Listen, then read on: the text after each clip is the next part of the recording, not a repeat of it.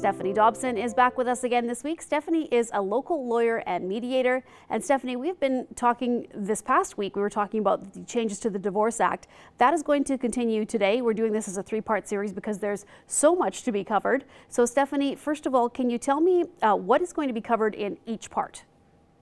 Sure. So viewers might remember last week in part one, we talked about the terminology with respect to the Divorce Act. So where it focuses more on relationships between parents rather than entitlements.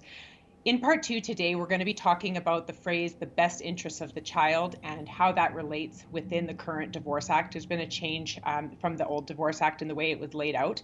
And next week, we'll be talking, there'll be a bit of a two-part series next, or a part segment next week. The first part will be about relocation and the provisions around relocation in the new Divorce Act. And the second part is around the new duties that are spelled out for legal advisors and for the parties to any court action. Now, one thing I want to remind viewers before we get going, the Divorce Act that we're talking about today is federal, so it's Canada-wide, and so it applies to married spouses. The Alberta and Saskatchewan legislation will be around our area, will be what people will be familiar with for unmarried parents. And interestingly, Saskatchewan has followed suit with the changes to the federal legislation. So on March 1st, 2021, the Saskatchewan government also brought in changes to the Children's Law Act to mirror a lot of the provisions in the Divorce Act. And in Alberta, these best interests of the child that we're talking about are also mirrored in the Alberta legislation, but that's been in place since 2005. Okay, well, Stephanie, if you can just expand on that too, as far as the new act goes, what does it mean when they're talking about the best interests of the children? So that phrase has been part of our legal landscape for family law in Canada and internationally for many, many years. But the difference here is that in the old Divorce Act, there was a focus on the best interests of the child, and that's what we were to look at when we addressed parenting issues. However, there was no list of what that actually meant. So in the new Divorce Act, we actually spell out that list, and that's what we're going to go through today, is what that list looks like. Okay, Stephanie, and let's go through that. Let's start with that. It is very in-depth and comprehensive, like this whole act is, and all of the phrasing that goes with it. So can you go through that list? Yes, so the good part about this interview is that not only is it live, but it's also on YouTube, so you can, listen to it once and then you can go back and listen to it again because it is a bit of a long list. So the first consideration, there is a priority consideration within the list of the best interests of the child. That's that the courts are required to look at the safety, security, and well-being of any child as first and foremost. So that's the paramount consideration. Then after that, there's a long list of 11 items that we're going to go through here that are really in no particular order, but they're the list that the courts will look at. So first, the children's needs, given the children's age and stage of development. So this deals with individualizing children's issues, things like temperament, physical and psychological needs, or even disabilities. Second, nature and strength of the child's relationship with each spouse, siblings, grandparents, or other important persons. So we're recognizing the stability that these extended relationships can have for children as they transition into two homes. Third, each parent's willingness to support the development and maintenance of the child's relationship with the other parent. So that's also known as what we call the friendly parent rule. Right. Fourth, history of care of the child. So the courts will look at the roles that each parent played before the separation occurred and their knowledge and ability to cope with things like daily routines, health issues, those sorts of things for children. Fifth, long list, the child's views and preferences. So of course that will depend on the child's age and maturity. Number 6, the child's cultural, linguistic, religious, and spiritual upbringing and heritage. And in this act, there is a specific reference to Indigenous upbringing and heritage. So the courts will look at a willingness for by a parent to maintain and to promote a link to these things. 7th, almost there, plans for the child's care.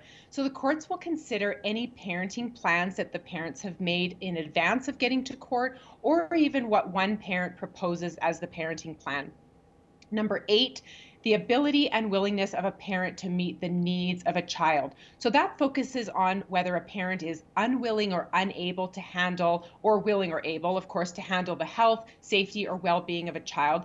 And really is assessing the strengths and the limitations of each parent. Number 9, the ability to and willingness for co-parents to communicate and to cooperate. Of course, one of the focuses of the Divorce Act is to shield children from conflict between parents, and so that level of cooperation will be looked at. And number 10, family violence, and number 11, other relevant criminal or civil proceedings. So next we'll be getting into that family violence a little bit more. Well, and Stephanie, as you do mention family violence, obviously that is something that will have a huge effect on what happens with these proceedings. So can you tell me how the courts look at parenting when it comes to the issue of family violence? Yes, absolutely. So in the new Divorce Act, there's a more expansive view of family violence. So it's not than what you would traditionally think of the criminal nature of family violence. So it looks at members of the household who are conducting themselves in a way that's either violent, threatening, or that constitutes what they call a pattern of coercive or controlling behavior, which causes a family member, someone in the household, to fear for their own safety or for that of another person. So family violence is things that you would traditionally think of like physical or sexual abuse or harassment, but it goes even further than that to things like psychological and financial abuse, failing to provide the necessaries of life, which is a bit of a legal term in and of itself, and even abuse towards animals or property. So in looking at the best interests of the child, it's actually validating that a child's direct or indirect exposure to this family violence, so either experiencing family violence themselves or even seeing family violence occur within the household, is in and of itself family violence. So when we're looking at assessing the best interests of the child, we're going to be looking at the impact of family violence to consider such things as the ability and willingness of a person who's engaged in family violence to care for and meet the needs of a child. Number 2, the appropriateness of making an order that would require the cooperation between the victim and the perpetrator, which potentially could actually lead to more violence. And lastly, the courts will look at the nature and seriousness of the violence and whether there's a pattern of that violence, and even the steps that the perpetrator is taking to correct that violence and to improve their parenting. Okay, Stephanie, well, as we said, there's so much to discuss with this new Divorce Act. So thank you so much for joining us today. And just a reminder that next week we'll have part 3 in this series because the wording is so important with all of these changes in the Act. So once again, as Stephanie said, you can watch the video on our YouTube page as well as the Hanka Divorce Law and Mediation page following this interview. And we'll be back next week with a more in-depth explanation of more of the wording of the Divorce Act. So thanks again, Stephanie, for joining us today. Yeah, thanks for having me, Stacey.